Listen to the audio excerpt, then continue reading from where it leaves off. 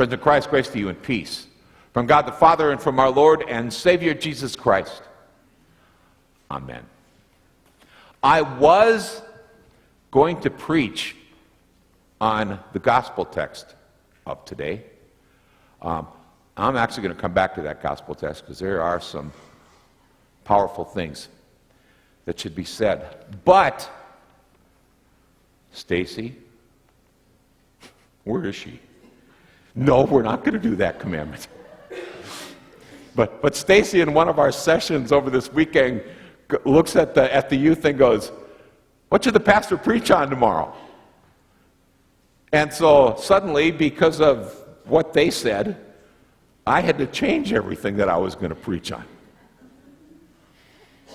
Now, I could have Kira just stand up and preach for 5 minutes, and then Ayla could, and Rachel could, Kason could, Colton could, and the bashful ones who are sitting further in the back, they could do it too. But I'll let you off the hook today. We spent a fun 24 hours up at Chautauqua over Friday evening and Saturday evening. I have gone on these things more times than I want to count in the last 30 years. Oh, by the way, I forgot to tell you guys this. Just write down free sermon note from Pastor Dave. I knew that would get them. Yes, and you do the same thing and do the same thing back there. All right. See, look at the joys you get from. That's quite a joy, isn't it? But we had such an incredible time. One of the things that is so amazing to me whenever I'm involved in things like this is I love watching the behavior of these kids. I think if I would not have been a pastor or a social studies teacher, I would have loved to have taught social studies.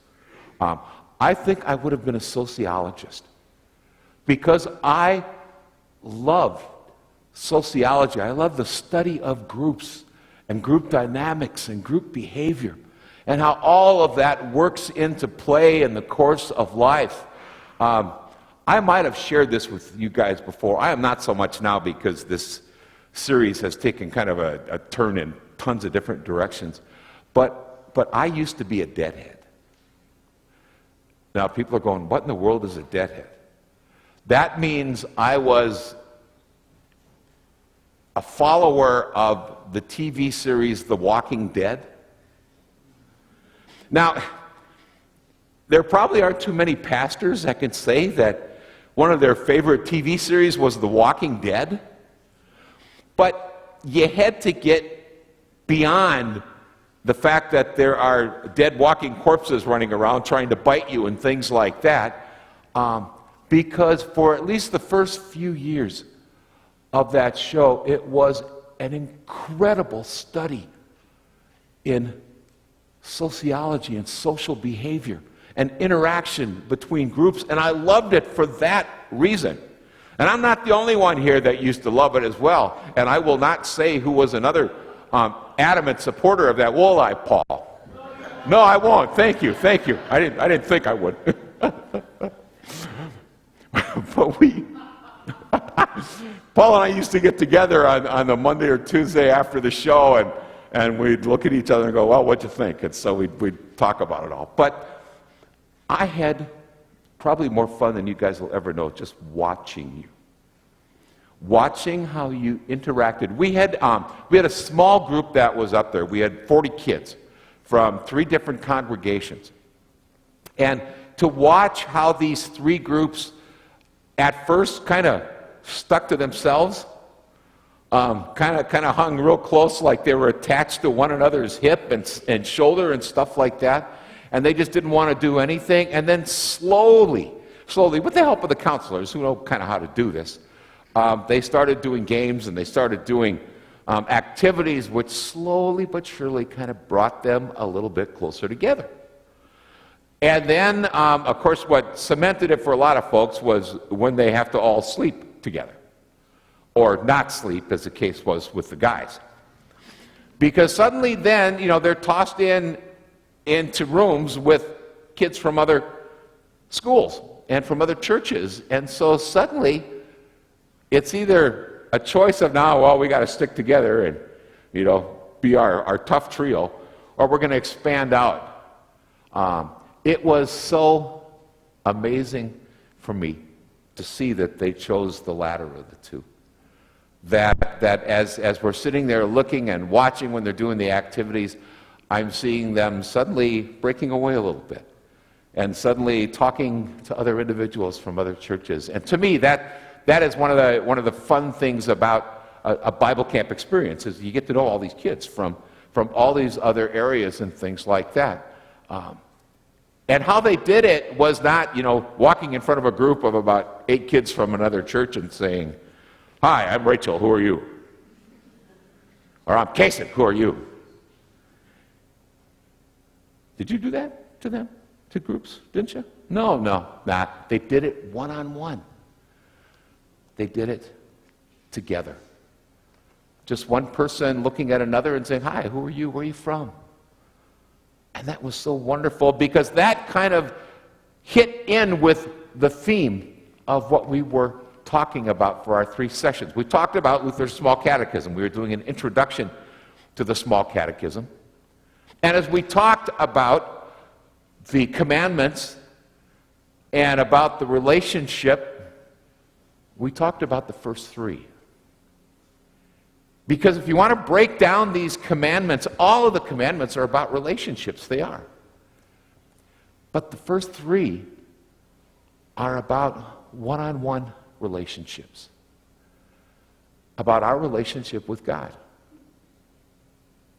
God starts it all saying, "I am the Lord your God. You shall have no other gods before me." What does this mean? We are to fear, love, and trust in God above anything else. That God who claims us, that God who one-on-one says, "You're mine, I've known you from the time you were born. It was my water that you were baptized in. And as a result of that, you will always be mine." That one-to-one direct response. And then we learn that, if we have that incredible relationship with God, what shouldn't we probably do, as the second commandment says? Yeah, we should not use his name in vain. We should not say things. We should not use his name to damn someone or to talk bad about someone, but we are to take his name and to observe it and give it absolute love. So we did some talking about that. We talked about our 3rd commandment, which in layman's term, what were the 3 words we used? Go to church. That marvelous 3rd commandment, because if God and you have that one-on-one relationship, the first thing you don't do is you don't trash or use his name wrong. But the next thing you do is you come to his house and you give him thanks and you give him praise for all that he has given to you. And then we got into that 4th commandment a little bit. We talked about, but I hear from every one of these youth that they have never made their parents mad in their entire life. And that everything they have done has been just out of absolute... Wasn't I right? Oh, I must have missed that part of it. I guess I was... But we talked about that relationship, because all of a sudden after those first 3 commandments, we expand that issue of relationships. We go to our family. After our family, we go to others in general, that 5th commandment, thou shalt not kill. It talks not about killing someone physically, but hurting someone in any way. And then you didn't see this, but some of the kids, as I'm saying, what commandment should I preach on?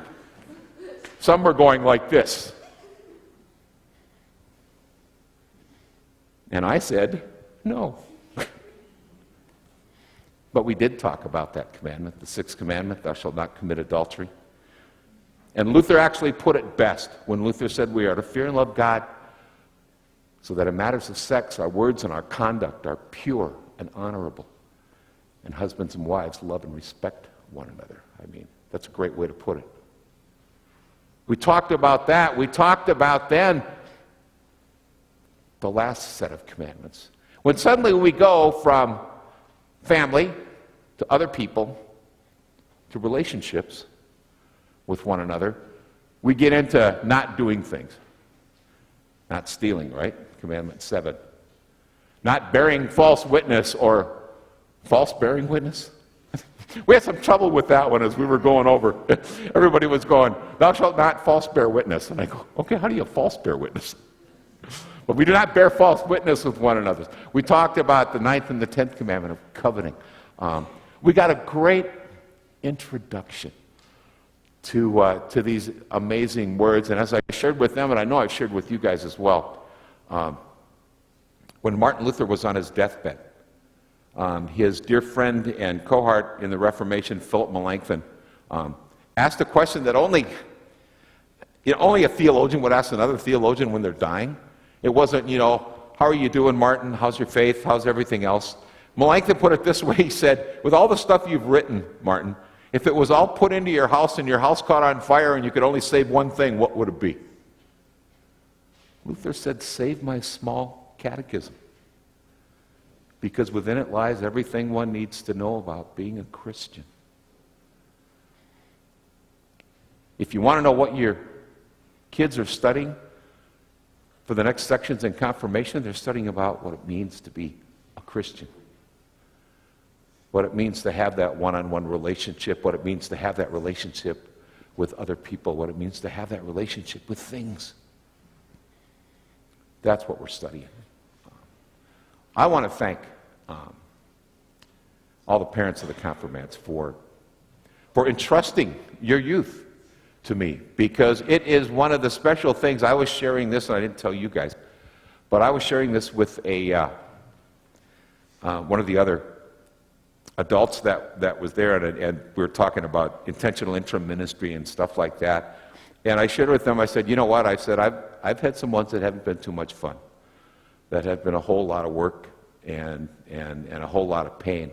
And in every one of those congregations, confirmation saved me.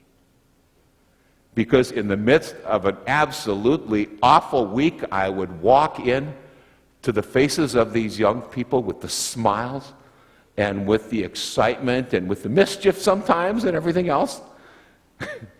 and it actually did save me so many times. I want to close with one quick story of one confirmation class and talk about one-on-one relationship and that relationship with others. When I was at the prison congregation, I was missing confirmation-age kids and that whole confirmation experience, and so I actually went out and taught confirmation at a neighboring congregation in Sioux Falls at Renner Lutheran Church. They had a class of about 13 or 14 confirmation students, and they had one of the students who was a young gal she was special, and she was. And in the first couple of sessions, I'm watching the other girls, or there were 4 girls plus her, and I'm watching those gals and watching their relationships and things like that. And then I saw one of the most amazing things that I've ever seen. One of the guys, one night, just started giving this gal a hard time. He did it for no more than about 15 seconds when suddenly there were 4 lionesses in front of him.